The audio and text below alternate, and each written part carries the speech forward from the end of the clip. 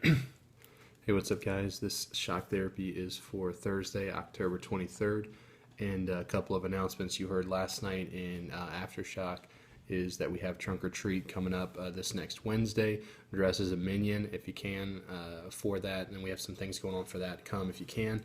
And then also we've got the M&M Bowl coming up in November and also the Parent Appreciation Night. So get me your parents' email address if you didn't sign it up. You have some time, but make sure you sign it up as soon as possible if you can. The teen of the day today is Mason, and pray for him in his schooling, that he would do well, that he would study well and study hard, and get good grades, all because of the effort he puts into studying. And then also pray for his testimony at school, that people would see Christ in him and come to know Christ because of the way he lives his life and how he responds to situations and all those things. So pray for him today. Let him know you're praying for him, and that'll encourage him. We're going to do kind of a two-part devotional. You're going to see me in the same exact shirt and everything because I'm going to record both of them tonight for Thursday and Friday.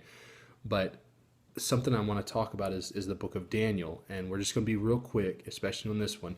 But in Daniel chapter 1, this is when King Nebuchadnezzar comes in and just destroys the children of Israel, and he takes what they call wise and cunning young men to use in his court. So in other words, to use as his advisors and things like that. And so they take all these people. Well, Daniel and his friends were considered part of that.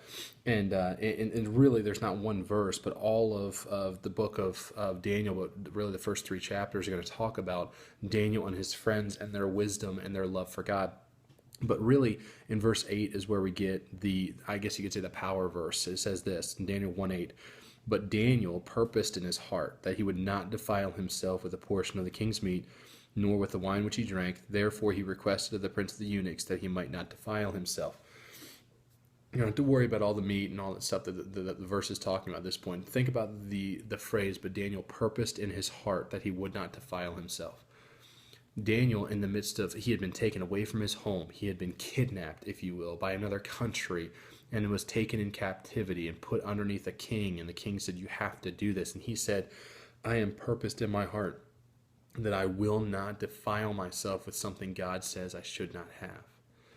If we had teenagers who were willing to say, "I will not defile myself with what God says I cannot have," then a dating series would be a lot easier. Then really preaching in general to teenagers would be a lot easier if we had teenagers who would say, "I am purposed in my heart that I'm not going to defile myself with anything that God says is not okay for me." And so that's my challenge. Do you have purpose in your heart to not defile yourself? I love you guys.